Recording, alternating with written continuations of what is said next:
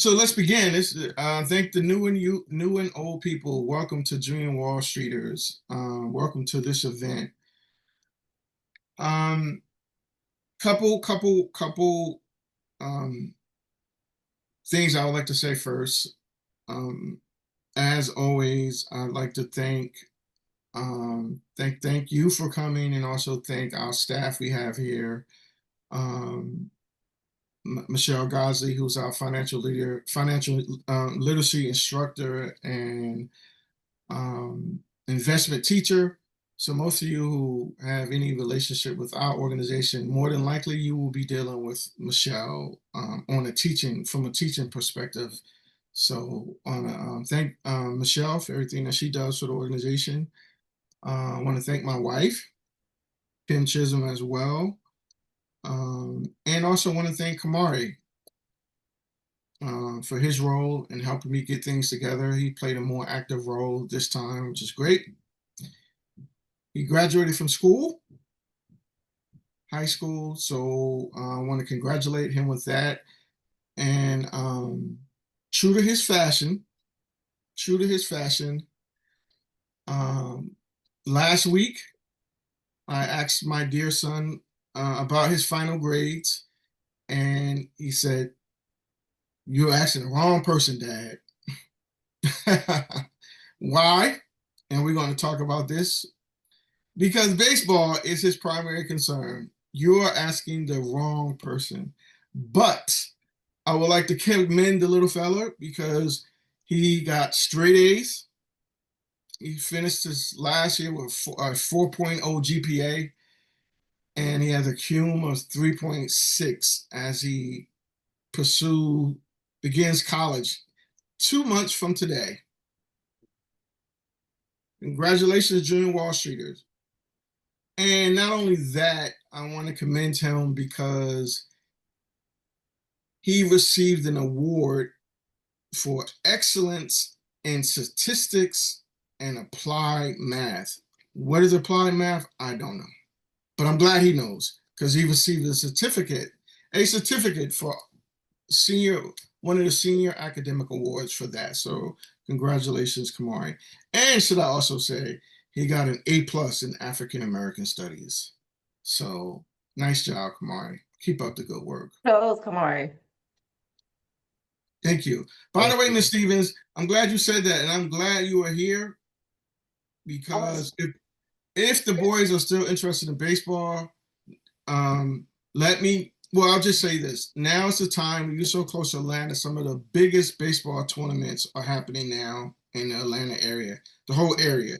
If you can stop by one of those and let the boys see what the level of baseball is, that is the premier baseball recruiting is happening in the Atlanta area now. Okay. Anytime if you can see any of those games all the way to the middle of July, please attend any of those events. Okay. Are they on high school level or? Yeah, this is just so they can see for the future because this is like really high level. Okay. All of the top colleges are there, and this is how kids get recruited. Okay. To play college. I love that. Okay. And also, I'll find Kamara, you can just send us your cash out. I was supposed to get it last month. I don't know if you sent it, Miss G. Want the senior graduation. Yeah. Thanks, Mr. Tivon. But You're Kamara, welcome. you can send it to us. Thank you. You're welcome. Okay. I want to thank Mr. Harriot for agreeing to speak. As you can see, he is already here. He is already in the house. So I want to thank him. And I also I would like to apologize if anyone found out this event via Eventbrite, then you did not read it. You just saw and signed up because you saw Michael Harriot's name. I want to apologize because they just said on the Eventbrite, Michael Harriot presents. And that's my fault because I had to cross the flyer and it took away the Junior Wall Street part, Junior Wall Street to end. So there is a Junior Wall Street, a Black Wall Street component that we have for this event. But please put in the chat how you found out about this event. just let us know, email list or Eventbrite or Facebook or whatever. We would like to know what brought you in, even if it was um, Mr. Harris post that he sends out, because he was gracious enough to feature us on that, and have a podcast discussion with us, and so forth. Speaking of Eventbrite and Google and Facebook, if you've seen it via any of those outlets are expensive, to say the least, to advertise on. And we are going to do something special in conjunction to with Mr. Harriot. Anyone, we are accepting donations. Anyone that make a donation of $100 or more, $100 or more will get a signed copy of this book. Signed copy of Black AF History, the Unwhitewashed History, can't read, the Unwhitewashed Story of America, which is absolutely fantastic. And it's signed. Just give me 2 weeks. I'm going to meet up hopefully next week with Mr. Harriot, and I will have all the books signed if you are so kind to make a donation. If you can't do 100, you can do 25. That would be great as well. And this book, by the way, is like a reference book. It's like a historical reference book, right? And I'll talk a little bit about that later, but it's a dynamic book. So here's our schedule, right? We're going to first do a quick overview of Black Wall Streeter and Junior Wall Streeters. Some of you who have seen this, been with us before, again, forgive me, but you might find out some more information because I haven't done this in a while. Then we're going to go on introduction and presentation of Mr. Michael Harriot. He's going to do his thing, enlighten you as he normally does, take some questions and answers. And then please stay on for our introduction to Junior Wall Streeters summer camps by Michelle Ghazi. She's going to talk about that. Now, if you have to leave, or if you just came for Mr. Harris' presentation, I get it. But before, just consider, I noticed from the registrations, many of our guests, and it might not be you per se, are from areas that are poverty stricken, that are hard hit, right? And I say that in quotes, these terms that people use. Not really a concern of mine, but we're just concerned. That number is not a concern, but the kids. We're still accepting applications to our for our summer camp. We do have scholarships.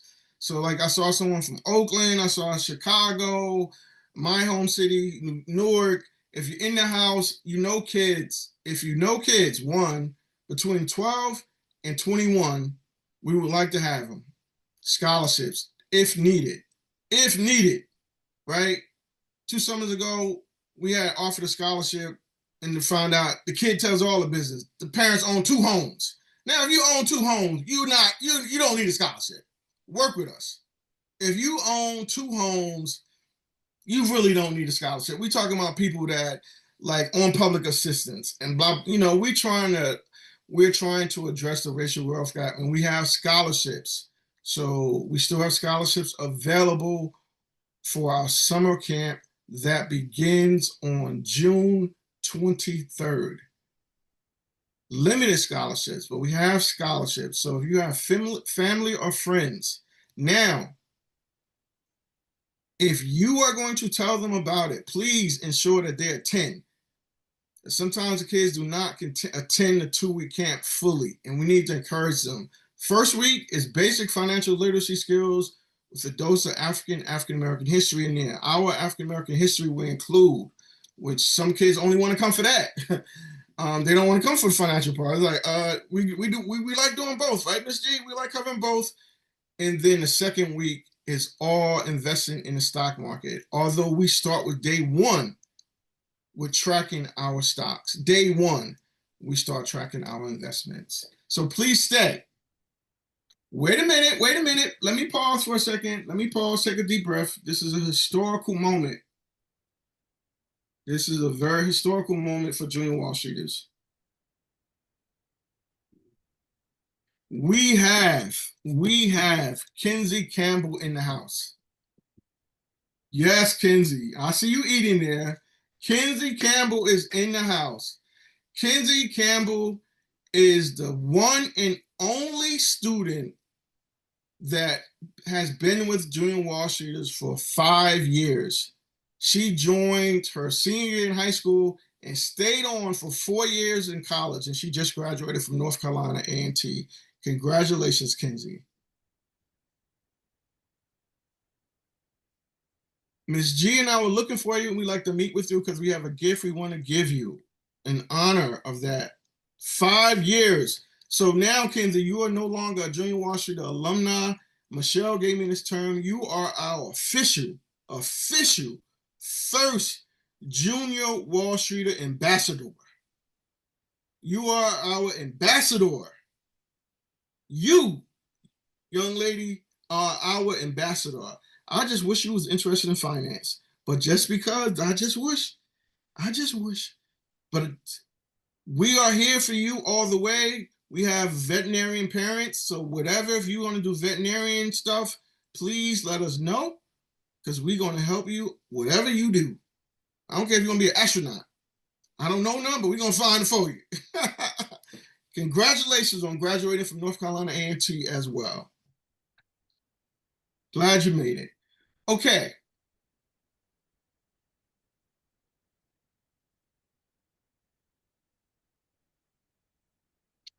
So let me begin. Actually, any questions before I begin? Bear with me another 10 minutes. This is some good stuff. This is history. So allow me to introduce to you our organization. We started 7 years ago. Kamari and I started as Black Wall Streeter Consultation Services, building wealth through investment clubs. That was our initial organization.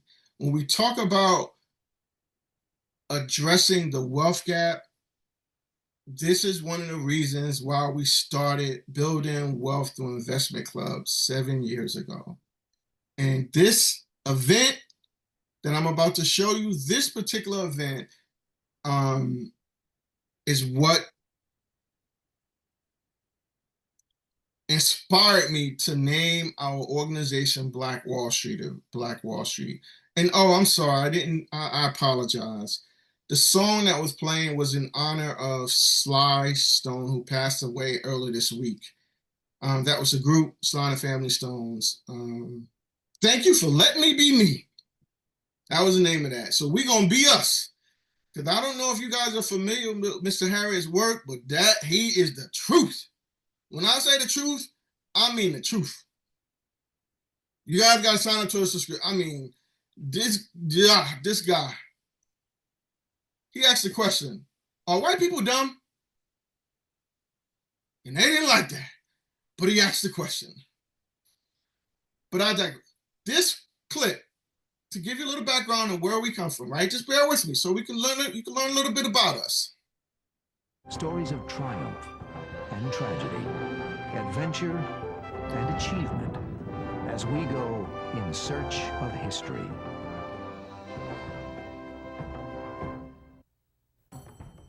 In the early 20th century, a black middle-class community called Greenwood thrived in Tulsa, Oklahoma, despite segregation and Jim Crow laws. Booker T. Can you Washington turn the volume up a little? Greenwood I cannot, as a Michelle. For some Negro reason, this video Wall always Street shows of low. America. But all of Greenwood's achievements and successes were destroyed during a night of murder and mayhem. It was never in the history books or anything, and yet it was the biggest riot that we've ever had in America. As we go in search of history, we'll uncover a little-known event that was one of the worst racial riots in American history, the night Tulsa burned.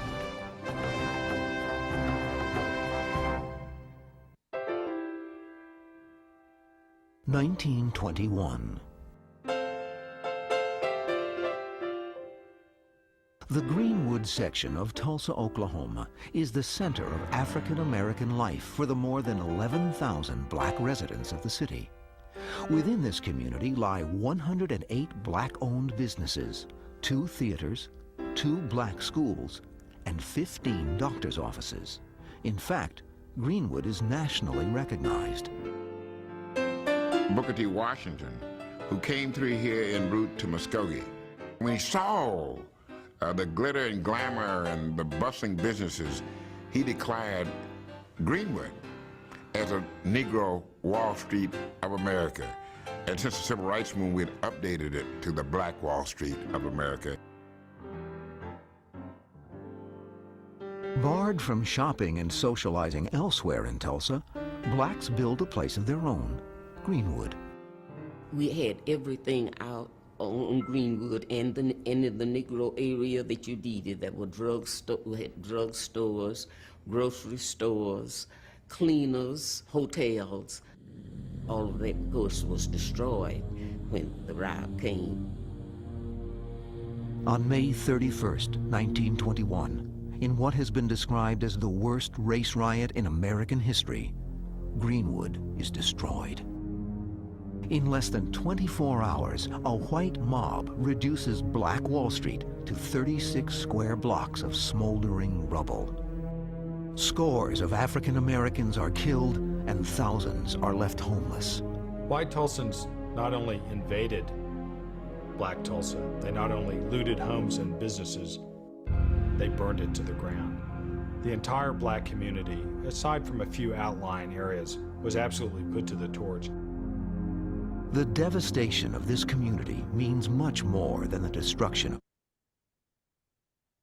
So we named our organization Black Wall Street after this community, Black Wall Street. And when we talk about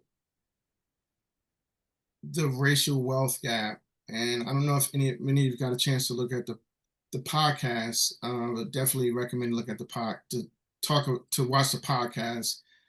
Michael pushed me a little bit doing the podcast.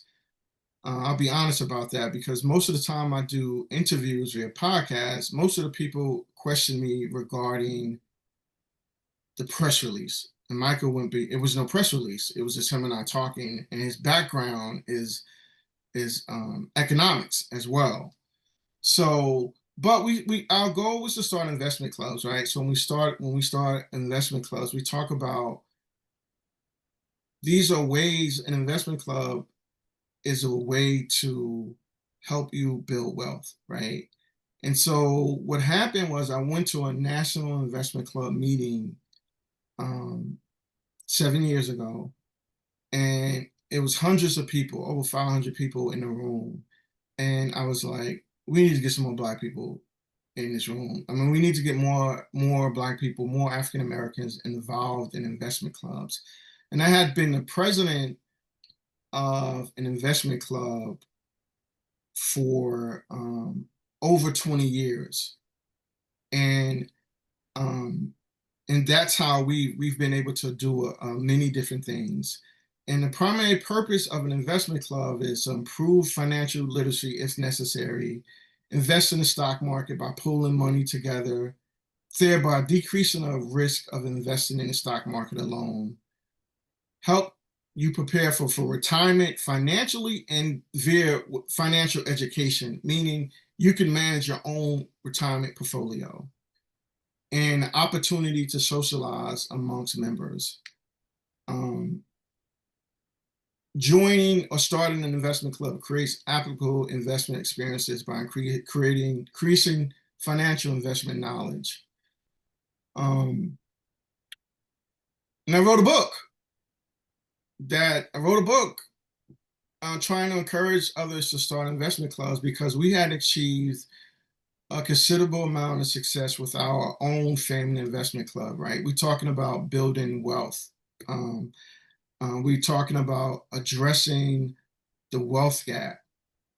I strongly believe this is one of the ways to do that, right? Financial legacy, building wealth through investment clubs, right? And let me just give you a personal example, a parental example from Kim and I experienced with our son. So you understand, I think on the flyer, right, it was the topic is what is the racial gap, racial wealth gap? And I think a lot of times we don't know and we don't understand what it means, right? Other than the numbers. And that's what Michael did during the presentation, the podcast. He pushed me beyond the numbers, right? So we know the numbers are 44,000 to African Americans net wealth, net assets versus whites 288,000, right? And we got a video that's going to elaborate on that. But I just want to elaborate for a minute. Please allow me with this. Is as I mentioned, we have a child that wants to play baseball, professional baseball. Well, the number of African Americans that plays professional baseball is around 6%. Why is that? Why is that? So I learned as a parent last year when, as an example of how it is, right? When the way the racial wealth gap is and the way they're trying to disrupt the whole Department of Education, things are just going to get worse, right? I mean, no financial aid, no Pell Grant. Sure, I went to college on every grant possible. That was over 30 years ago. Every grant that was possible, that's how I went to college. And I still came out with loans. With the investment club, we were able to address some of those problems, right? So this was last February, right? Kim and I was fortunate enough throughout the funds that we received from our investment club to send our son to a private school, right? So Kamari's attending school, right? He's going to school in the morning at 6 a.m. for his baseball workouts. Then in the afternoon, he's running track now. He finally decided to run track. He's running track to prepare him for baseball. Then all of a sudden, he decided that he wanted to start going to the gym after the track workouts.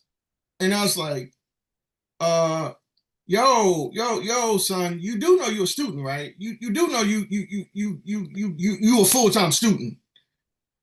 And so I'm like, how do you work out in the morning and in the afternoon? You go to track practice. So I'm thinking you come home from school, you study. So he was like, nah, Dad, nah. The kids at school had assumed since he ran track that he would only be able to be a pinch runner on a baseball team. He's the only black player on the team, was going to be the only African American on the team. Nothing new to him. All through his travel baseball season, he's the only African American on his travel baseball team. Now, on his first travel baseball team, when he was 9 years old, he got kicked off the team because I asked if he can play second base, unbeknownst to me that the coach's son plays second. So Kim and I had to figure out a plan. What can we do to get him to play at a high level baseball outside of our community, basically? Because this is what the community is about, right? One of the communities, or move to another community. It turned out that even the guys that assumed, so I told Kamari, look, when you look at all of your travel baseball tournaments, all of your experience in baseball thus far, how many other African Americans have you seen? When we go to a tournament in the summer, very few African Americans are there. Last summer, Kim and I spent for 2 months, over $5,000 just for him to play in tournaments. How many African Americans have that type of discretionary income to do that? So his teammates, future teammates, it makes sense that they would have these assumptions about, they don't see any in these tournaments. They see very few African Americans. Interestingly enough, the kids that thought Kamari would be the pinch runner didn't even make the team. And Kamari was a starting second baseman for the entire year. And I do want to note that when Kamari, that was in the 4th grade when he started playing travel, right? That coach's son that he was replaced with, that coach's son didn't even make the 6th grade team. And I also want to note, when his high school teams play other African American teams, all African American teams, they beat them like 21-0. Why? Because these kids are not playing travel baseball. Parents may not have the funds. this needs to start. You've probably seen a commercial. Hank Aaron is saying these kids got to start 7, 8 years old to play professional baseball. But who can afford to pay tens of thousands of dollars, African Americans, to just support their son playing, getting ready to play baseball, right? In baseball, the last thing on this, I would say, baseball, for example, you can play one game in baseball and get lifetime insurance. One game. Football, probably the sport that has, between football and NBA has a high level of participation from African Americans. NFL has the worst contract, and it's 53% African Americans. And they should have the health insurance, and they do not have it. So you see the dynamic, right? More African Americans playing football, less are playing baseball because of the exorbitant expense it is. And I had to explain that to Kamari last year. Like our job is a wealth gap. We talk about the wealth gap, and you are visualizing it personally from your experience through baseball. You go out through these tournaments. Last year, his team won 5 tournaments. Again, he's only African American on that team. Only one on his high school team this year. Again, so 2 years in a row, he's the only African American on his high school team. Why we don't have professional athletes, right? So, baseball. Not professional athletes. We didn't get any clubs that were really any individuals were not really interested in starting investment clubs. My goal is to get 10 in 5 years. Got like 4, right? Many African Americans are not interested or afraid of the stock market without realizing that if you're working full time, you're participating in the stock market. And some of us still do not realize that. I had a good friend, just retired, a good friend I've known over 40 years, told me that he thought the stock market was a scam. I said, I need to find some new friends. Because you said I've been investing over 30 years, and you saying you saying I'm involved in a scam. And you know me over 40 years. Why would I be involved in a scam? It's the fear, right? But so we had to pivot with this investment club, but I'm happy. I'm very happy.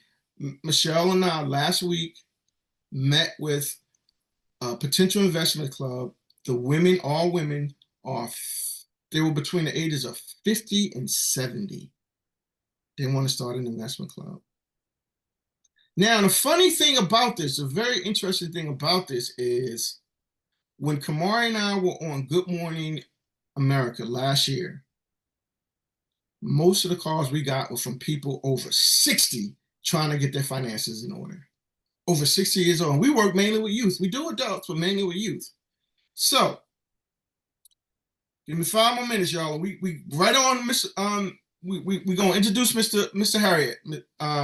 Kim, 5 more minutes. So we started Junior Wall Streeters. And this video talks about it. Imagine a world where every kid knows how to build wealth and break barriers. At Junior Wall Streeters, we're more than a nonprofit. We're a movement. Our mission? To make sure every young person, especially in underserved communities, learns the skills to manage money, invest wisely, and build real wealth. From summer camps to hands-on workshops, we teach everything from budgeting and saving to stock market investing and cryptocurrency. These aren't just lessons, they're tools for life. Our programs boost confidence, spark curiosity, and inspire students to dream big no matter where they start. Founded by a father and son, Kevon and Kamari Chisholm Junior Wall Streeters aims to close the racial wealth gap, one empowered student at a time. Ready to help a young person unlock their financial future? Support our cause, spread the word, or enroll today. Junior Wall Streeters, because today's investors started yesterday.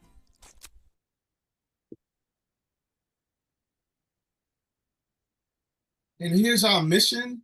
It's a nonprofit organization with the mission to provide financial literacy products and services specifically designed to address the wealth gap by increasing the financial knowledge and skills of individuals and families from historically underserved communities.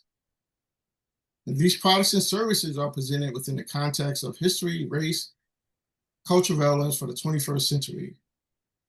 Junior Wall Street serves individuals and groups interested in improving their financial well-being and provides its educational services within an objective and well-researched manner. So that is what the organization our youth component now focuses on, addressing the wealth gap.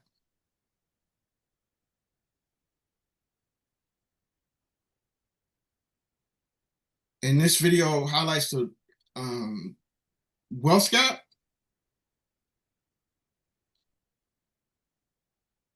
offers suggestions on how to address it, and Kim, you up.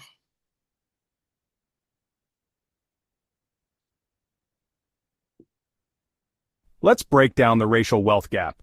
Imagine two people racing, one with a head start, a car, and a map, the other on foot, dodging obstacles. That's how wealth has worked in America. The racial wealth gap is the huge difference in net worth between white families and families of color, especially Black and Latinos families. It's not about who works harder today, it's about where people started and the rules of the game. Centuries of policies helped white families build wealth while blocking families of color. The numbers? The typical white family has a net worth of about $285,000. For Black families, it's $45,000. For Latinos families, $62,000. That's a 6-to-1 gap between white and Black families. This isn't just history, it's happening now every day. The gap isn't shrinking. In some cases, it's getting wider. This is the legacy of slavery, Jim Crow, redlining, and ongoing discrimination. It's not about blaming individuals, it's about recognizing a system that's been rigged. When one group is blocked from buying homes, getting loans, or passing down wealth, you get the divide we see today. These aren't ancient problems. The effects are real and current. Closing the gap means leveling a playing field that's been tilted for generations. Understanding the gap is the first step to real change. Fixing the pay gap won't fix the wealth gap.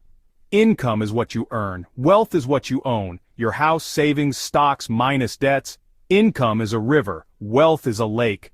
The wage gap is smaller than the wealth gap. For every dollar a white worker earns, a Black worker earns about 80 cents. But the wealth gap is 6-to-1. The real issue is turning income into assets that grow over time. Wealth is what lets you handle emergencies, send kids to college, or start a business. The two biggest drivers of wealth in America? Home ownership and stocks. But Black and Latinos families have been systematically shut out of both. Discriminatory housing policies and lack of access to the stock market have kept families of color from building wealth.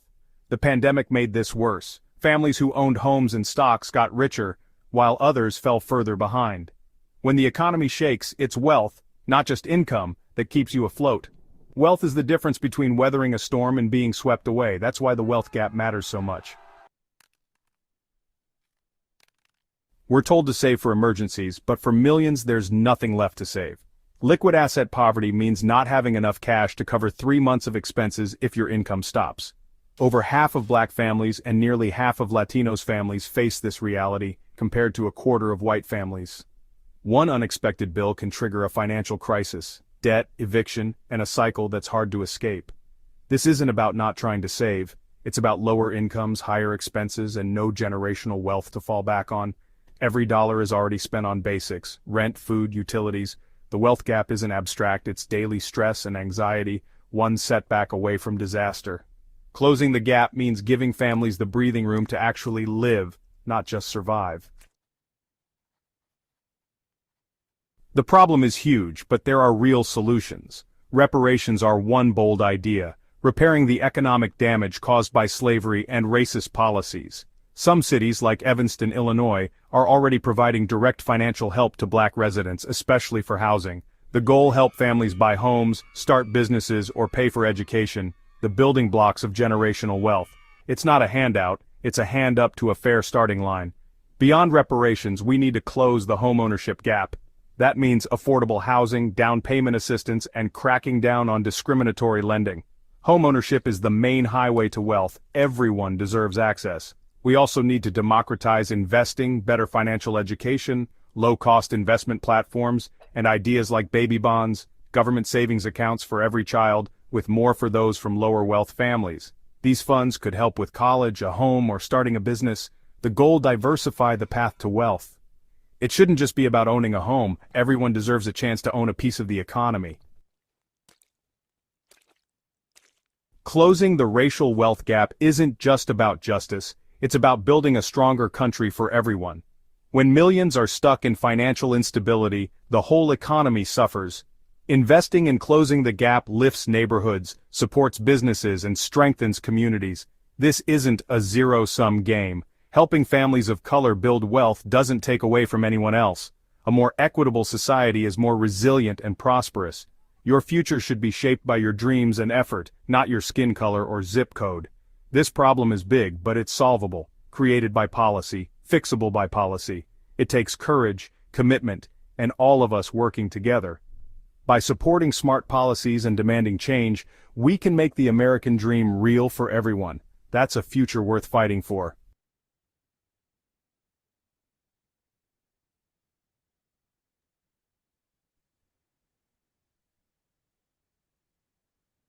Okay, Kim. Thank you. Michael Harriot is an award-winning journalist, best-selling author, poet, and public historian known for his nuanced analysis and unflinching commentary on race, politics, and culture. His critically acclaimed New York Times bestseller, Black AF History, The Un-Whitewashed Story of America, is now required reading in at least 10 universities. Michael began his career with Ebony before joining The Root, covering the intersection of race and politics. He served as a columnist for The Griot and The Guardian, and his work has also been featured in The Washington Post, The Atlantic, and Time. In 2022, Michael teamed up with Pharrell Williams to co-create the Webby Award-winning podcast, Drapetomaniacs: Unshackled History. He was also a 2021 Emmy nominee for his work as a staff writer on The Amber Ruffin Show and a 2019 fellow at John Jay College of Criminal Justice. After spending his entire career in Black media, in 2025, he founded Contraband Camp, a digital collective where America's most celebrated journalists, artists, and scholars speak the unfiltered truth to power. Michael holds degrees in mass communications and history from Auburn University and a master's degree in macroeconomics and international business from Florida State University. He has received honors from the National Association of Black Journalists, the New York Association of Black Journalists, and the American Library Association, and the Emmys. Let's put our hands together and extend a very warm welcome to the one, and I'm pretty sure the only, Michael Harriot. Thank you, guys. Can everybody hear me and see me? Let me know in the chat if you can't. I'm going to assume that you can. I want to thank, first of all, the Chisholm family, Kamari, Kim, and Kevon for inviting me here. I wish you guys got a chance to hear Kevon and I's entire conversation, but like for some reason my end screwed up. But it was really a good conversation. And as soon as Kevon told me about this organization, I thought it was such a great idea because first of all, so many of us don't know about the racial wealth gap. We in general, we know Black folks don't have as much money as white folks, and we know about history a little bit, but we don't know how it's calculated. We don't know how much. So the average Black person who is walking around, right? The average, the mean, is no matter, and what I want to stress is it doesn't matter how much money you make, right? It's about 10 times less wealthy than the average white person walking around, right? Now, that doesn't have to do with income. That doesn't have to do with how much money you make, because wealth is not a product of how much money you make. If you make a lot of money and spend a lot of money, you can't be wealthy. If you make a lot of money and you save a lot of money, you can't be wealthy. Wealth is a product of planning and strategy and generational, and it is generational, right? So here's an example, right?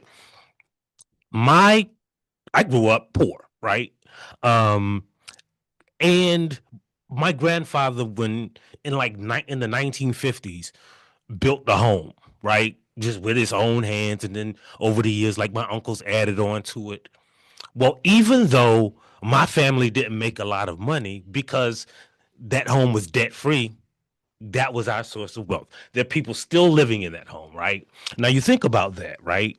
Think about how much that matters. So there's never been a second in the history of America where more than 50% of Black people owned homes. Now, owning a home might not seem like a lot, but that is the biggest source of wealth in America.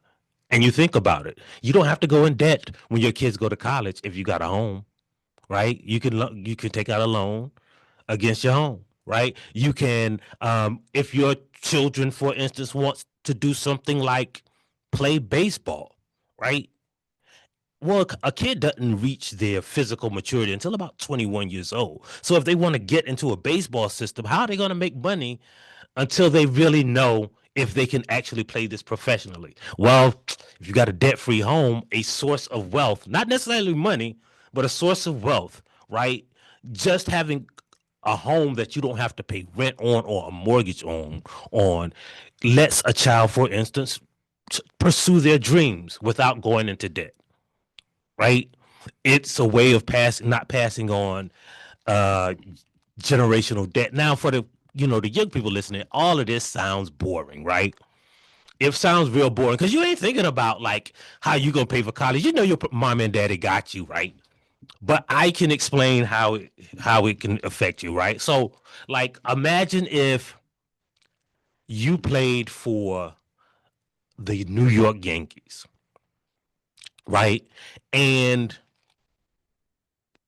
you were good enough. You were one of the best players on the team. As a matter of fact, you were so good that everybody who came to the game came to see you. But the manager didn't let you start. He came and he made you sit on the bench. As a matter of fact, what if he let you, and you complained about it, and what if he let you start, but he says, look, any runs you hit, any home runs you hit, we ain't gonna count those home runs. We're not gonna count all your RBIs, right? And we're only going to start counting them after the 6th inning. Well, what's going to happen? If you're the best player on the team, how your team going to win? If you playing the whole game, but they're not counting your runs. That's essentially what America did to Black people. We worked. We built, we had the ideas that made America economically feasible because the people that came here were rich, but they weren't wealthy.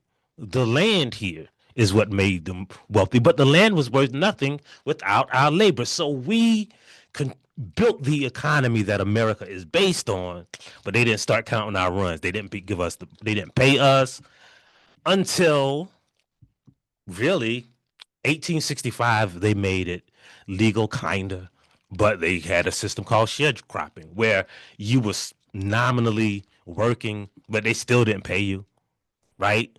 So then you had another 50 years of that, right? And then finally they started paying Black people after the Great Migration, but only kind of, because they never paid us equally, still to this day. And because of that, you build up a wealth gap because of, remember, right? It's not like if you can't own property, if you can't own land, if you can't even represent yourself in court, what's to stop someone from taking it from you, right? And that's how we get a wealth gap, because they weren't giving us our runs, they weren't putting it on the board until essentially the 1970s. There was nothing that stopped banks from saying, hey, we don't give bank accounts to black people until after I was born, right? And when you're talking about black women, I was in school already when it became legal for black women to have bank accounts. So where were they going to build wealth, right? That's wild when you think about it. So most of your friends, when you're talking about wealth, right? If they're white, they grew up in a situation where for all of their lives and all of their grandparents' lives and all of their great-grandparents' lives, everyone who looked like them were able to own a home, were able to save their money in a bank, were able to work at a fair wage, and it never happened until my generation, right? And they passed along that wealth, not money. They probably didn't have $1 million in the will. Like we think of it like that, but the house, there's their retirement savings. Just think about that building over generations. So when you want to play baseball, you're playing and you want to be on the travel team, your mom and dad have to spend what your mom and dad make. Some of those white kids are spending what their great grandmama made to play baseball, right? That is a wealth gap, right? When you might be equal to them, but they get generations of wealth behind them that gives them an advantage, not just in baseball, right? But college. When you go to college, it's based on your grades. A lot of people get to enter college just because their grandparents went there. It's called legacy admissions. If your grandparents went to most colleges or your parents went to most colleges, you have a better shot of getting in. Well, a lot of colleges didn't desegregate until my generation. So even attending college is a form of wealth, right? My generation of kids that went to college, our parents had to figure out how to fill out financial aid forms and how to even apply. Even the knowledge of sending someone to college is a form of wealth. Even the assumption that you're going to go to college after high school, no matter how good of a student you are, is a form of wealth. And all of those things piled on top of each other creates a wealth gap. So how do you address that? Well, I'm not going to lie to you. You can't invest enough money to address the wealth gap, right? You're not going to make enough money to address the wealth gap, right? But you can invest enough money that you can be able to, say, if you want to play travel baseball, right? Say if you want to go to college, say if you want to do the things that you want to do, or if you want your children to do them, or your grandchildren to do them, right? Like the strategy for investing is not to eliminate the wealth gap. It is to address it. Now, what's the difference between those two? Well, let's go back to baseball, right? When they teach you how to swing, they teach you how to swing. So hopefully you could have a swing that will allow you to hit a home run.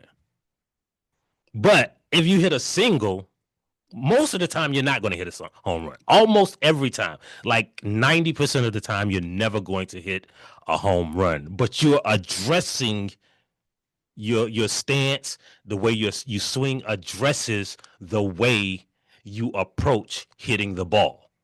Sometimes you're going to hit, one of you guys is going to hit a home run and be real, real, real rich, right? But that's not what Junior Wall Streeters is trying to teach you. They're trying to teach you that every time you swing, you should be trying to hit the ball. And it could be a single, it could be a double, it could be a fly that drives in someone else, right? That's what playing on a team is about. And that's what this camp is teaching you, right? Like how to address your financial literacy and this disparity that exists. Not necessarily how to get rich. Again, wealth and being rich is not the same thing. So the interesting thing is when we talk about, junior Wall Streeters and Black Wall Street, here's an interesting thing.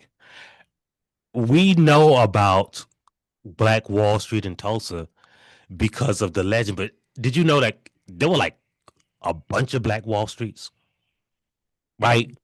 Like Tulsa wasn't even the most famous one. It wasn't even the most successful one. And Raleigh and Durham, North Carolina, was the first one, what they called Black Wall Street, right? And it was just started by like a barber and a couple of barbers and a guy who owned a funeral home. And what they did is they bought some land and started a barbershop, a funeral home, and then they started investing with the community to build homes. And they built so much equity that they created an insurance company, North Carolina Mutual Life, right? It's kind of what built North Carolina A&T, right? And that community became so successful, they started calling it the Black Wall Street. The community was called Hayti, Hayti. They named it after Haiti, the biggest and most successful slave revolt in America. I mean, the world. So in the 1950s, this group of people decided, hey, you know what?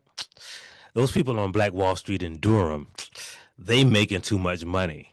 So we're going to see if they'll let us join their investment club. And of course, you know how we are. We were like, yeah, go, like more the merrier. And so they let the white people join their investment club. And they started building businesses in Hayti. But when they built their businesses, they said, hey, the black people can't come in our business. And the black people were like, what? But you built it in our community with the money from our investment club.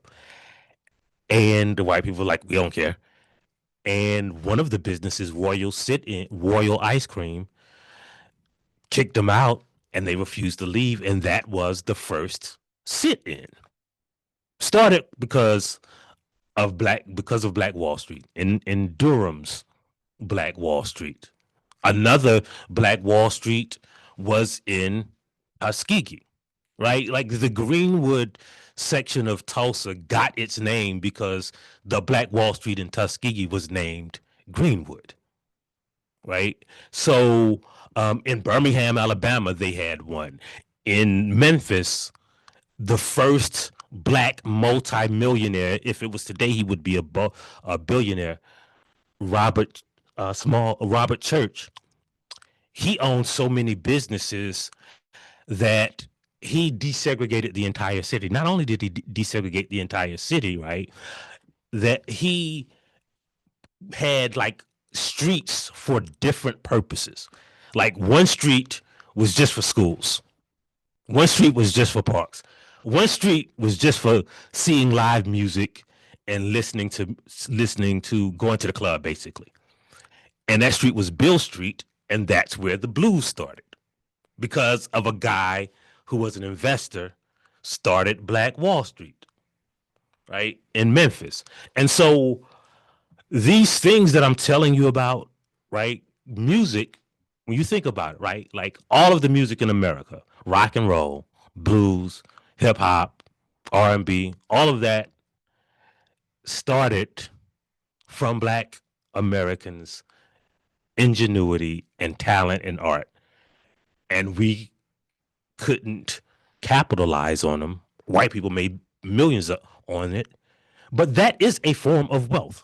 If we had invested our money into our art, they probably would have tried to steal it, but we would have been investing in our wealth. So when you're talking about the wealth gap, a lot of people think it is because, you know, we have a lot of, like, we poor, but wealth again has nothing to do with how much money you make or how much you plan. It is a strategy, right? And now that we have escaped some of those hurdles, we have to start thinking about the strategy, right? It don't mean you gotta wear ugly shoes because you want to invest your money. Now you can invest money and have nice shoes too, right? You can invest money and wear nice clothes too, because all you got to do is invest. Like, say, take if you took 10% of every dime you ever had, ever make, right?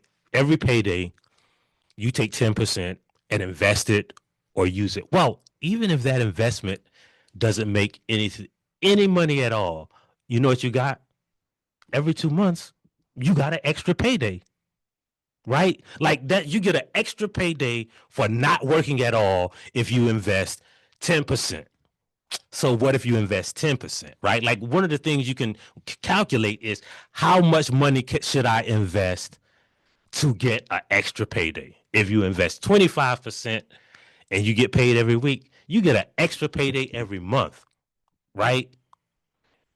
So using math and strategy to build wealth is something that can get you nicer clothes, that can get you a nicer iPhone, right? Like, it's crazy to own a $1,600 iPhone and not invest any money in the company.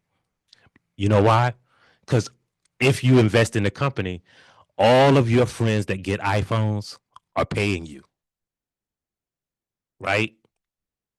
And when you buy an iPhone, you're paying yourself. You're essentially investing in your own company. Because when you buy stock in a company, you're actually a part owner of that company, right? And so just imagine walking around school and every time you see somebody with an iPhone, you know they're paying you, right? That's how a lot of people live. When they see somebody with a certain kind of car, they're like, oh, yeah, he paid me for that car. When they see somebody wearing a certain brand of clothes, they're like, yeah, he bought that clothes. When they see you wearing Nikes, if you're an investor in Nike and the new Nikes come out and you see people standing in line, they standing in line to pay you.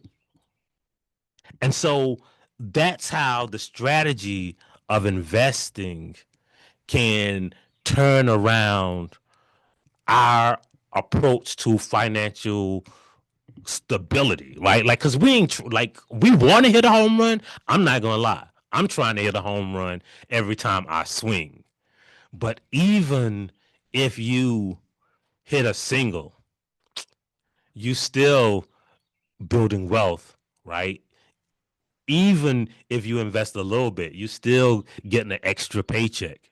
And so I want y'all to think about investing like that and how you owe it not just to yourself to invest your money, but you owe it to all of your people who came before you.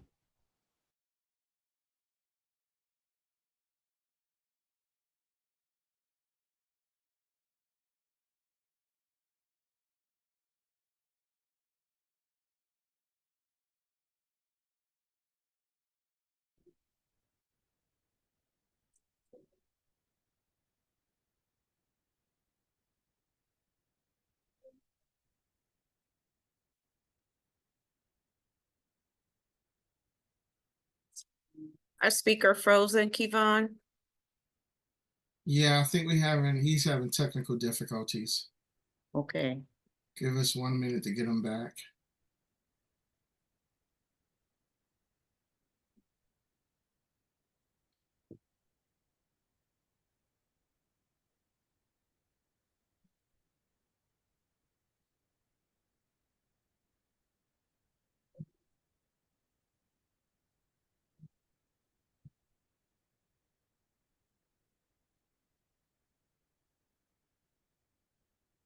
Thank you, everyone, for your patience and for hanging in there with us.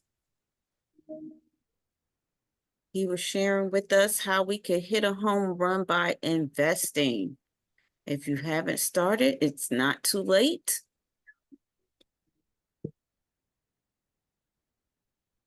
We don't want to just be consumers, but we also want to be investors. Consumers is buys and sells products. We also want to be investors of those things that we're buying on our daily basis so that we just aren't consumers, but again, we are receiving investments every time we go to that store that we like, every time we buy the Nike shoe, every time we go to Walmart, every time you go to some of your favorite restaurants, you have become an investor so that you can be paid every time. And I'm in absolute agreement with him about the iPhone. Be an investor into Apple and Apple products, especially because we upgrade our products yearly or every 2 years or every 3 years. If you have an Apple phone, we get the newest phone. If you have the Apple iPad or their computer, you know, we're always upgrading.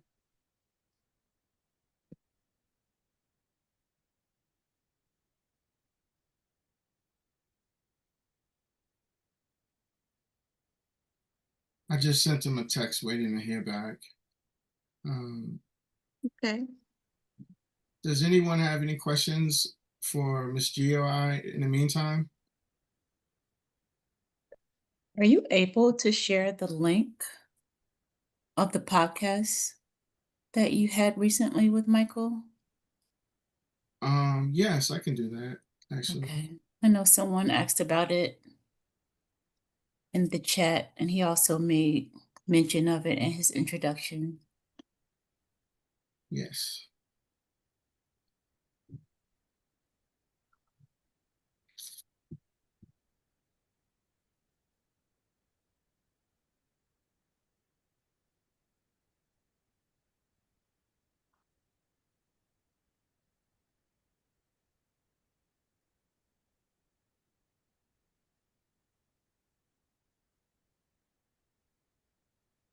He said that his router is rebooting.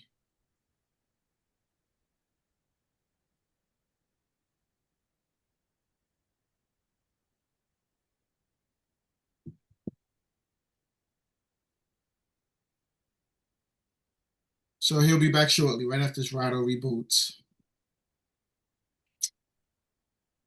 And I'm going to put the link in the chat.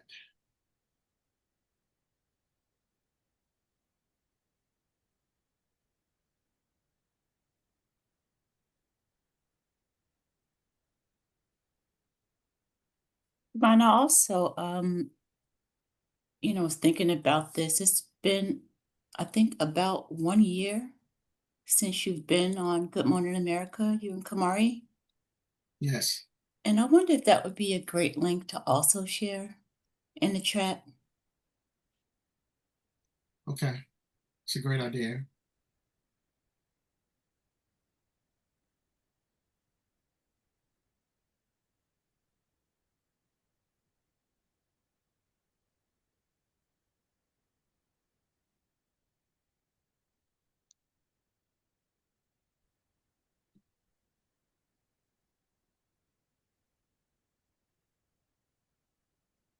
Okay, I just sent the chat.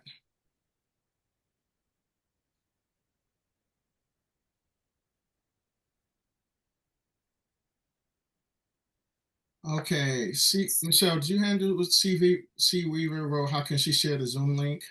Yes, I'm communicating with her now. Okay, all right. You'll see adventure, discovery, even a little mud. These 4x4s provide the muscle Okay, he's logging back on now, everyone. and durability needed to go anywhere. The 2025 Ford Bronco Impulse Sport. It's time to see Ford in a new light. Can someone mute their phone? Okay. To SUVs.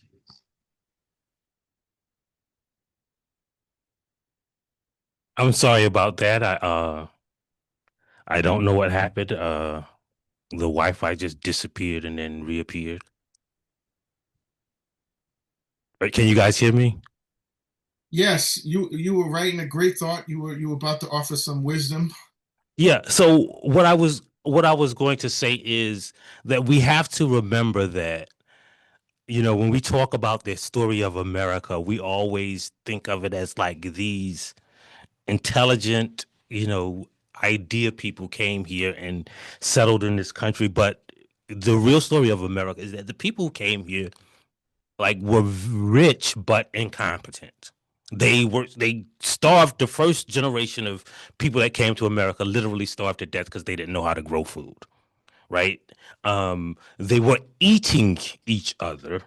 And then it just so happened that a group of pirates came by with like some enslaved black Africans that they had stolen. And that's what saved America. Now, when you think about it, right, they didn't pay those people and the next generation and the next generation and the next generation and the next generation. So every time you invest, you should think of yourself, you're getting back what they stole from you, right? Because if they had paid those people and the next generation of people and the next generation of people, just think about it, right? Like what they came here for was land.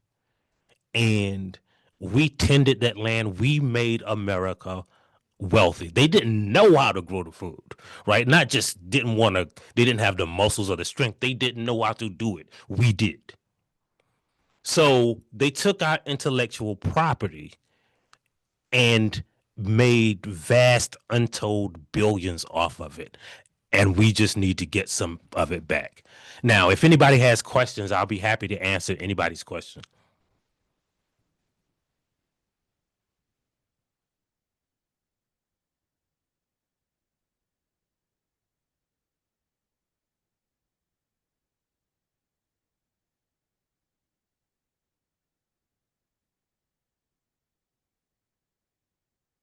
Thank you, Kenzie. I also say that when I talked to Kim the other day. So Kim is my cousin, y'all. If y'all don't know, Kim is like my first cousin. My father and her mother are sister and brothers, and we were talking because Kim accuses me of cheating at Uno when we were young, and I would never cheat. I think she could not believe that I was such a Uno prodigy when I was young that that I could beat her. I know it doesn't make sense because I was so good. It seemed like I was the Babe Ruth of Uno, like the Barry Bonds of Uno, essentially, when I was growing up.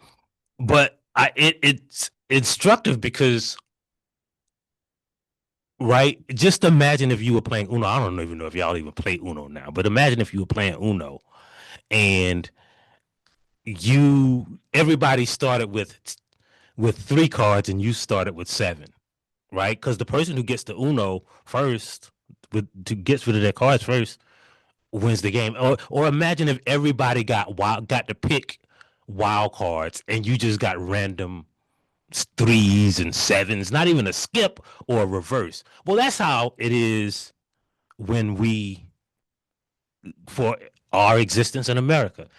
And then people ask us or suggest that we aren't winning the game because we didn't plan well enough or didn't study hard or just didn't work hard, when in reality they got to choose their cards and they passed rules that prevented us from getting the cards that we needed.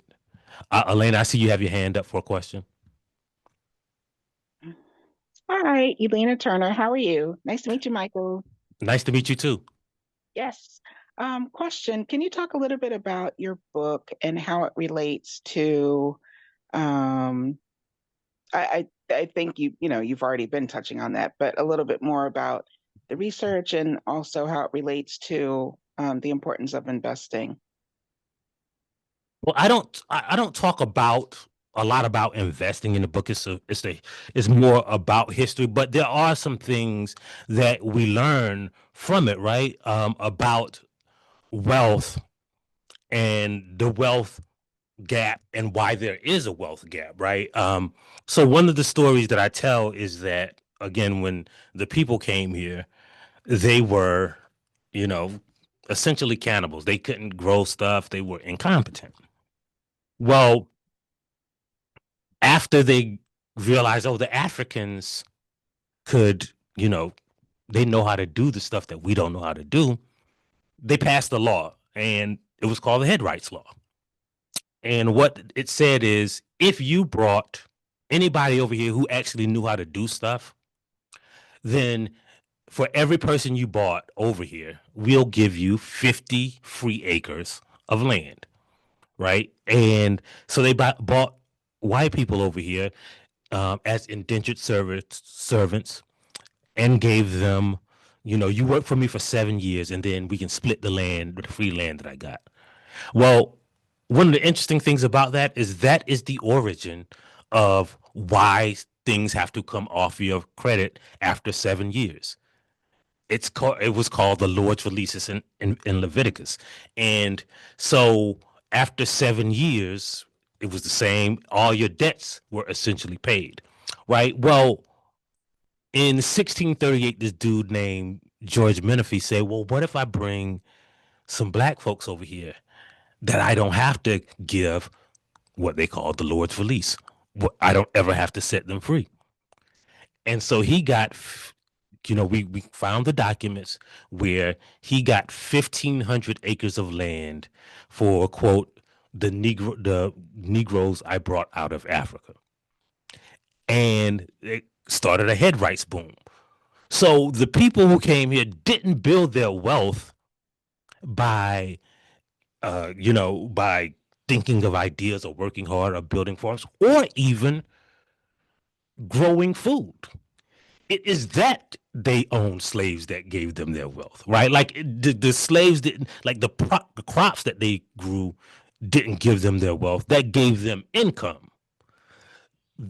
Being an enslaver gave them generational wealth, right? Now the slaves just produced the food that they ate because they didn't know how to do it. But like we think that, oh, they grew cotton and that made them rich. No, it is that they own slaves that made them rich. Just imagine if you owned 100 slaves, you get 3,000 acres. I mean, 5,000 acres, right? So so after the head rights, boom started, they realized that, some of these enslaved people were going to, be able to own land. And so they passed laws that specifically restricted how much even free black people could own, right? How much land they could own. And in South Carolina, in Charleston, they passed a law that said, right, it literally said this.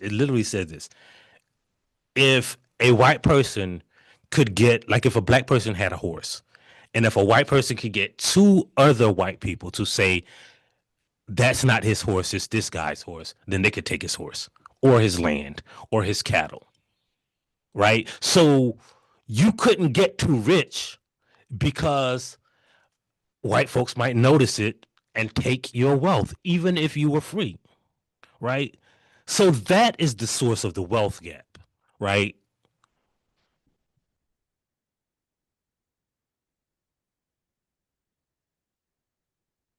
Thank you, Michael. How are you on your time? I have, what do you need? Anything you need?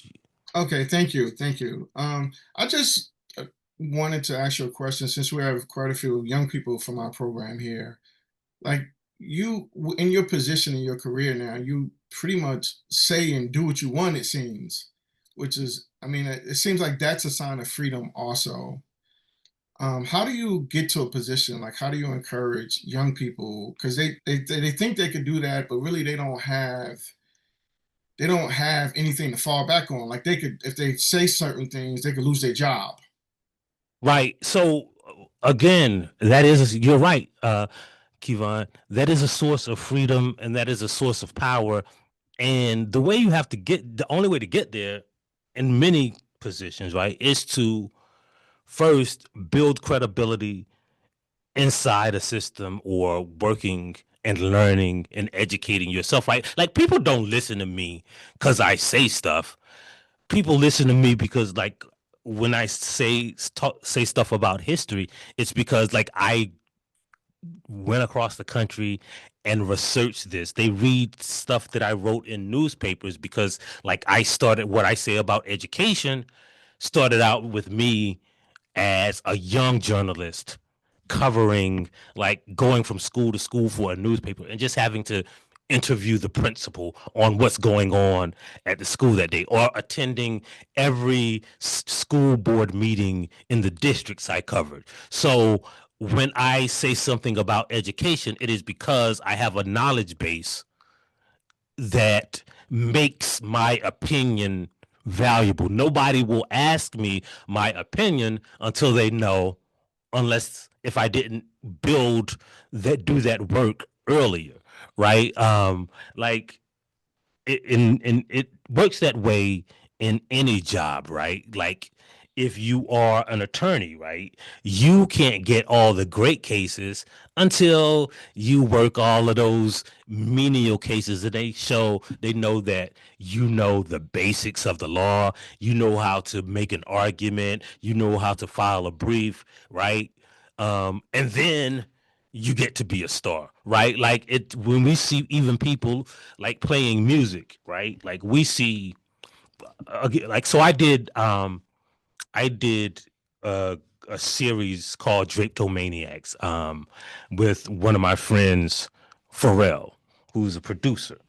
And people think, oh, yo, he just started producing. No, he had to study music, right? He had to, build a base where he understood chords and progression and all of that. And you think, like, he's just in the basement with a computer creating beats, but what he's doing is applying music theory and instrumentation. And, like, if he needs a guitar riff, he can play it himself, or he can call somebody and say, hey, I need this chord progression because I know what it sounds like, because I've heard so much music and I've studied so much music, and I know how to communicate this chord progression to a skilled musician, right?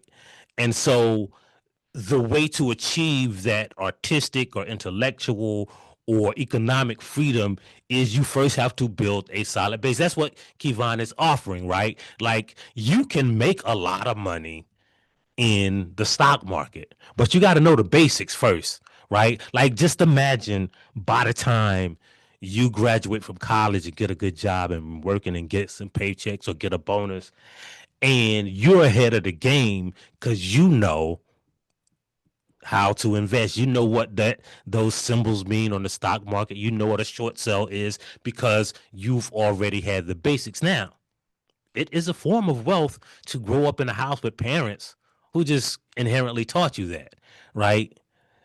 Who told you, hey, I'm gonna show you what I'm been doing with your money since you were 13 years old. I'm gonna show you what I did with those bonds your grandmama gave you when you were 3 and you don't even remember it, right?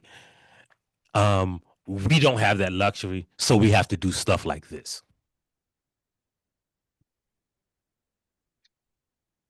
Thank you, Michael. You have one more question from C. Weaver. Sure. Hi, my name is Carol Weaver, and I'm the director of SABA Enrichment Academy. We have an enrichment program for Black Americans, adults and children in Westchester. And I love this analogy that you have. And Michael, by the way, I have your book.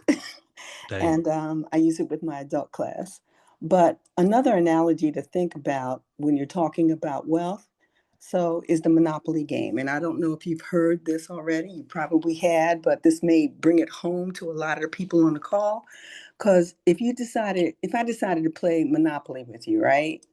And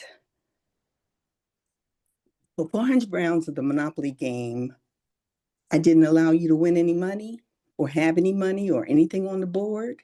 And I didn't allow for you to have anything. And then we played another 50 rounds of that Monopoly game. And everything that you gained and earned while you were playing with me, that round of Monopoly was taken from you.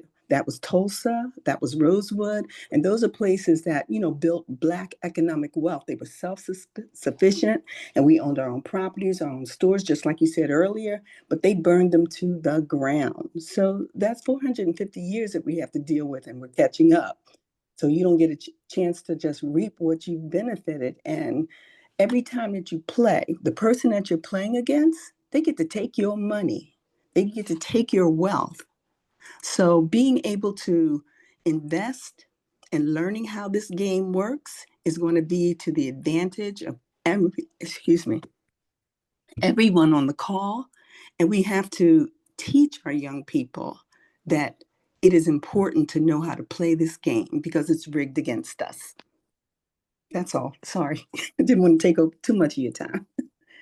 No, no, that was great. That was great. And it's also worth noting too that Richmond had a community called Jackson Ward that was also called Black Wall Street. There was a woman who owned a bank, and another Black man who owned a bank, who was one of the most interesting characters in history. And one of my favorite stories is that like whenever there was a lynching, he owned a newspaper too, so he would call out the white people whenever there was a lynching. And one of them said, once he called them out and they said, "Why don't you come over here?"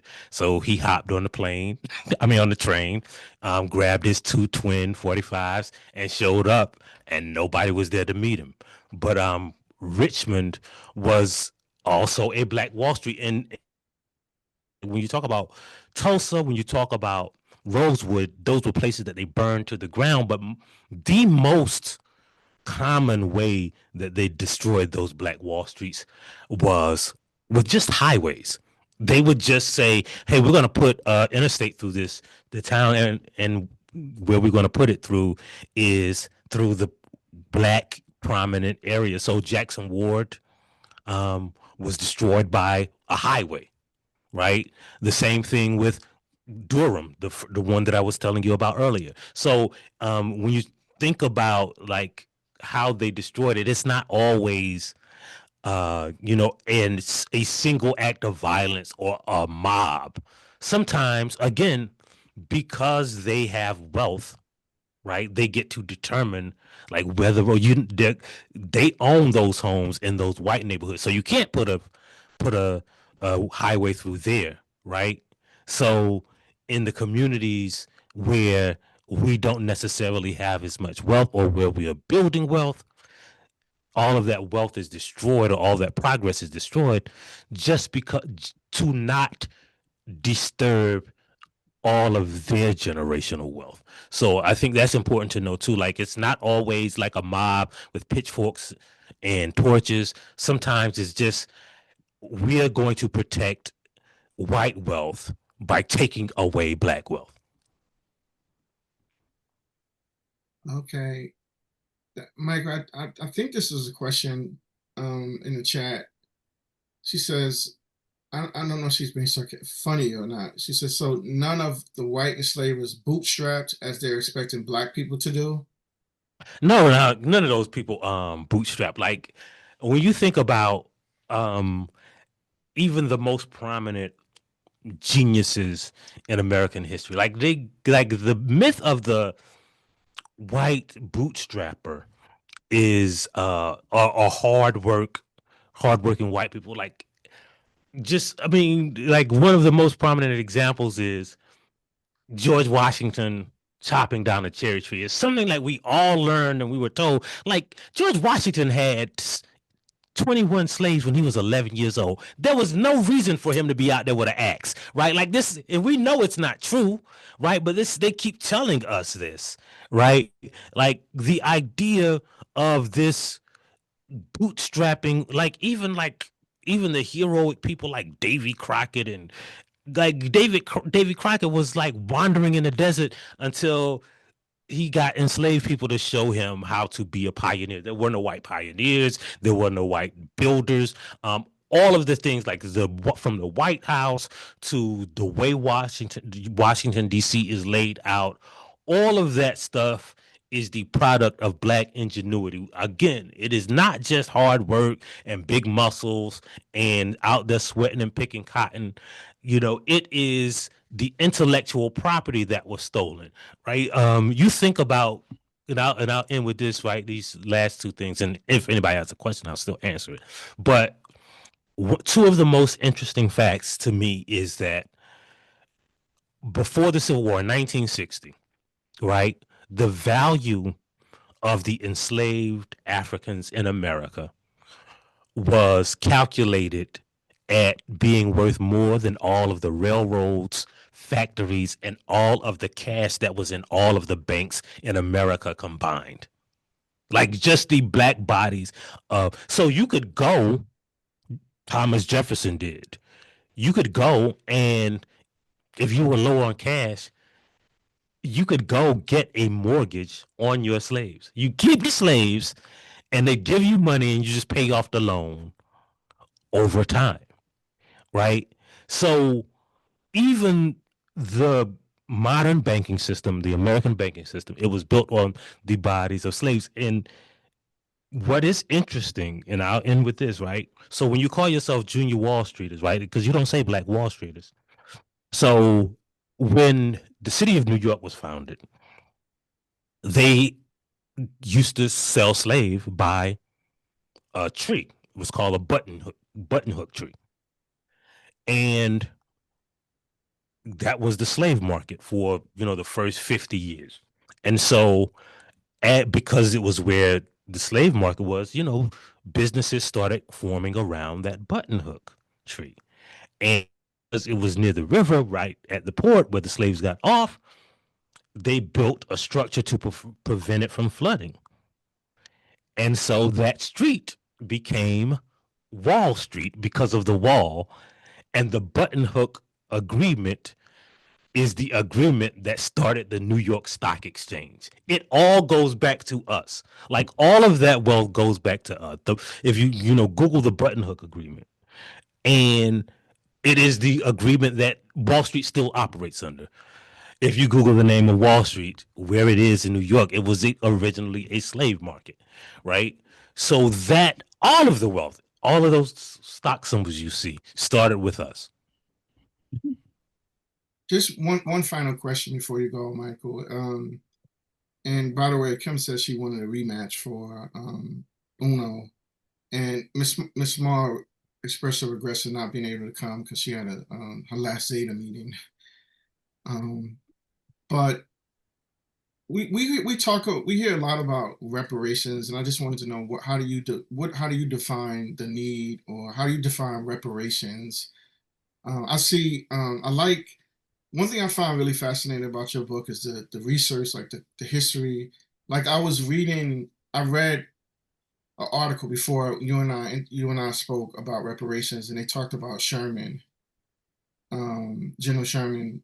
And then I went to your book. I just looked up Sherman's name, and I saw the background information you gave. I was like, oh my God, like that they were abolitionists, the parents and so forth. So how that all kind of went down, and then when they stopped, they kept going. It's just really fascinating. So what's your take on the reparations? Like what, because you saw in the clip, they were given home ownership in Evanstown. What do you think, what type of reparations do you think we need? Is it home ownership from your standpoint too, or is it something else? Nah, it should be cash, right? Like it's not like they took homes from us. They took money and made money from us. The best example is from where Kim's parents and my parents are from, South Carolina, right? So South Carolina, for most of its existence, was majority Black. When America was founded, it had the most wealth of all the colonies because, again, it was mostly enslaved people. So just think about, so even in 1950, right, this couple, this school district in South Carolina, it was majority Black, and it was 75% Black. It was close to a paper factory. So the Black unemployment rate was lower than the white unemployment rate. In other words, most of the black people worked, right? They owned their own homes, but segregation was the law. So in a school district that was 75% black, they had a black school and a white school. The white school had 32 school buses. The black school had none. And some of the kids, to get to school every morning, they would have to, if the water was high, they would take a raft or create their own raft. And, every now and then, one of the kids would drown. So they asked the school board for one bus. No, they bought their own bus first. And it broke down. And so they said, well, just give us one of the bus again. They were paying for the bus because almost 80% of what a school district gets comes from property taxes. So in a town that was 75% black, they were essentially, I don't even call it like being, paying taxes and being used. They were stealing from the black people to provide the generational wealth, the opportunity, the education from the white people. How do you get that money back, right? How do you get all of that generational wealth? Now that case is eventually evolved into the case. It was the first of 5 cases that became Brown versus Board of Education. But what's interesting is that those parents never asked for desegregation. That was not their ask. They sued to get their money back, right? And rather than desegregate, they said, we'll just let y'all go to school with the white people. They never wanted to go to the school with the white people. They wanted a bus. They wanted their money back, right? So every time throughout history, right, like just imagine with those people didn't need homes. They had homes. They were paying taxes on the homes that was funding white people. They lived in South Carolina that had 7 state-supported colleges, 0. Now, most people don't know that, like, even the colleges like South Carolina State and like Alabama State, those are land-grant colleges, meant they were not funded by the state. They were funded by, after the Civil War, the Morrill Act, right, which is a federal act. So the state never put any money into black secondary education. Again, though, the state was majority black. They want their money back. Like, how else? Like, they didn't need no homes, right? They didn't need scholarships. Those kids were still being educated. They just, black folks, black churches built the black HBCUs, right? They didn't need education. They didn't need scholarships. They wanted their money back. So there is no way to pay those people their money back, or what all of those, again, that money didn't disappear into the sky. That money was being used to educate the white students. That money was being used to send white kids to college for free. So scholarships ain't gonna matter. What we should have is, back to what you're doing, right? Imagine if you invested in a company for 30 years. Now imagine if you invested in it for 400 years. I just said that. And now when they said, hey, I mean, what you want us to do with your dividends? You want a scholarship? You want a home? Nah, money I invested plus my interest, right? Because everybody else got their interest and their money, right?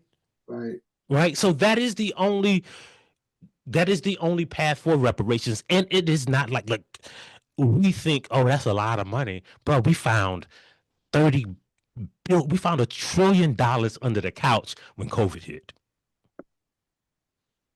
Right. So it is not a matter of we don't have the money. It is a matter of they don't want to pay it. Yeah. You had one final question.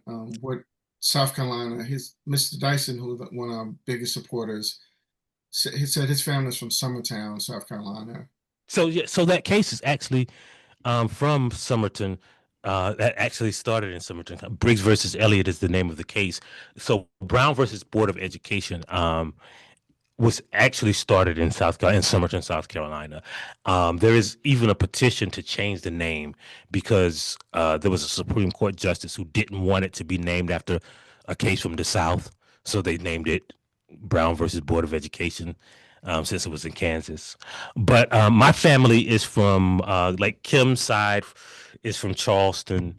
My side is from a little town called Hartsville. Like so, when Kevon said, um, you know, he's sorry that Miss Smalls couldn't be here. So, do y'all know the story of? Well, I call her Nell. My aunt Rebecca. Do y'all know the story of like Nell and Black History? No, And they don't know, but Kamari had Kamari do an oral assignment so he can in class a couple years ago. So he knows it, but everyone else doesn't know it. so, if you know, when, for instance, when on the January 6th riots, right? They couldn't stop the January 6th riots because protest is a form of free speech. That's the whole thing that's going on in California, right? So that case was determined by us. I mean, that the protest being a form of free speech is because of a case from 1960, Edwards versus South Carolina. So in 1960, a bunch of college students basically walked in line to the state capitol singing songs demanding an end to Jim Crow, and like 188 of them were arrested. And the arrests were challenged. It went all the way to the Supreme Court. Supreme Court ruled in Edwards versus South Carolina that protest was a form of free speech, and you cannot stop a protest just because they don't like it, just because you don't like what they're protesting for. That's why anybody can protest today, right? That's why like the entire civil rights was based on this ruling. Well, the youngest, like everybody there was a college student, except for the two youngest was Rebecca and Rebecca, my twin aunt and uncle, Kim's mom, and they were the youngest people arrested at the Edwards versus South Carolina protest. So, like, you can thank Kim's mom for literally every protest is based on the precedent set by that case. Wow. I did not know that. Wow. Well, that's a great note to end on with you, Michael. And I want to thank you, very much for your time, giving so generously of your time today. We really appreciate it. I hope that you continue to support our organization. I know when we first spoke, I came at you really hard. I hope that you would continue to invest in us. Your leadership and information is definitely encouraged. We welcome it to grow our organization as we try to help others, help other youth. I hope you guys succeed. I'm very supportive of programs like this and programs that address the needs that so often overlooked in our community. So yeah, whatever you need me, if I can do it, I'll help. Like I can't give $1 billion, but what I can do, I'll do. Thank you. Right. Everyone else, listen, it continues now. If you still, please continue on. As you saw on the agenda, this is where Michelle talks about our summer program. So she's going to take a few minutes to go through our summer program, particularly those that are not familiar with our summer program. Michelle Gosley, our financial literacy and investing instructor, is going to give a brief overview for those. I do see some 3 or 4 new people. So if you please just give us a few more minutes to learn about our program. Thank you, everybody. Can you hear me? Yes. Okay. I'm going to go to slideshow. Thank you so much. That was an excellent presentation. And I will be requesting him to come and be one of our guest speakers for the summer program. So we want to talk about why financial literacy is so important, because it's the possession of a set of skills and knowledge that allows individuals to make informed and effective decisions with the financial resources available to them. Having a clear understanding of basic financial concepts empowers people to be better navigators of their financial systems more effectively. In other words, People with the appropriate financial education make better financial decisions and manage their money better than those without such education. And that is our goal at Junior Wall Streeters. As he shared, we want to start early with our youth so that they can break generational curses and be maybe even the first person to create generational wealth in their families through investing in the stock market is what we teach.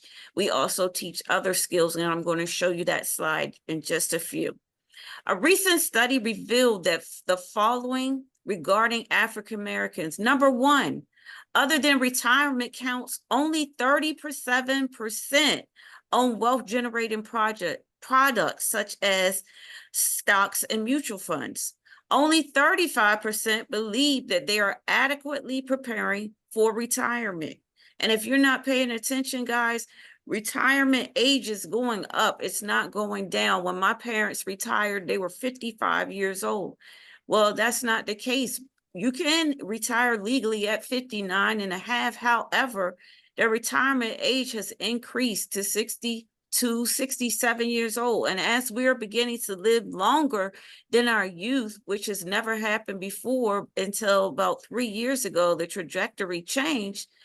That means that they could be raising retirement to 72, which means you may not retire. So if you don't have your own system set up, you could be literally working until you die.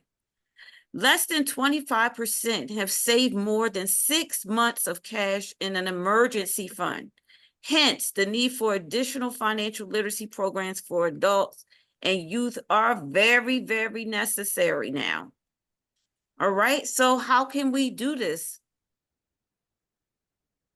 The particular benefits of financial literacy will differ depending on a person's circumstances, but some common situations in which financial literacy can include are creating and sticking to a balanced budget. We teach budgeting, managing debt, knowing that we need to have 50-30-20 rule, 50% for our needs, 20% for our savings, 30% for discretionary expenses, reducing our expenses, getting rid of things that we don't really need, but we just want, investing. That's the key right there. How to responsibly use credit cards, purchasing a home, knowing the value of having insurance, buying a car, saving for college, and saving for retirement. And we have 6 pillars that we teach our students. We want them to understand how to manage money, how to spend their money, how to pay it forward, how to continue with education, how to plan, how important planning is, not just for when they become adults, but start planning now. And then last, we want them to apply what they learned at the end of our camp. That's what our goal is. There are today's investors started yesterday, okay? So this is a copy of what our outline for our summer course entails. We have lesson number 1. We want to teach them basic banking. Do you have a bank account? Right? Do you have a high yield savings account? We want you to know about credit and debit, how you can make sure or ensure that you have good credit and have a good credit history. We want to teach you building a budget. Then we want students to understand the business cycle and economic policies, right? Monetary and fiscal policies. The GPD, how does it work? Number 5, we're going to look at the basics of investment club. That's when we're going to start our investment club with our students. In the second week, they'll compete against one another. What's it like getting started with your club? You can start a club with your family, your direct family, your immediate family, your brothers and sisters, your mom, or just your family. Your mom, your dad, and you could start an investment club. Building your brand is lesson 7, fundamentals of stocks. What is a stock analysis? Fundamentals of bonds, because it's just not stocks. There are other investing instruments that you can use to build your financial wealth or your generational wealth, mutual funds, ETFs, and then in basic investment concepts is what we will be covering this summer. And if you would like to take advantage of this opportunity, you can go to our website, which I have put in the chat. If you don't have a child, consider sponsoring a child or donating to our cause. We have 3 things that we will be doing. Well, we have 2 right now. We have financial literacy and investing that starts June the 23rd through July the 3rd. Our camp is virtual. It's from 10 a.m. till 3 p.m. every day, with a break between 12 and 1 for lunch. Our first half is our education about financial literacy. And as he shared, Mr. Chisholm shared earlier, our last hour is teaching you about African-American history, that we did not come from poverty, but from wealth, from kings and queens. We also have introduction to cryptocurrency and digital platforms, and that starts July the 20th through the 24th from 10 a.m. to 3 p.m. We also offer a course for real estate. We don't have a date for that to start, but we do offer that. Our campers are usually starting at ages 12 and up.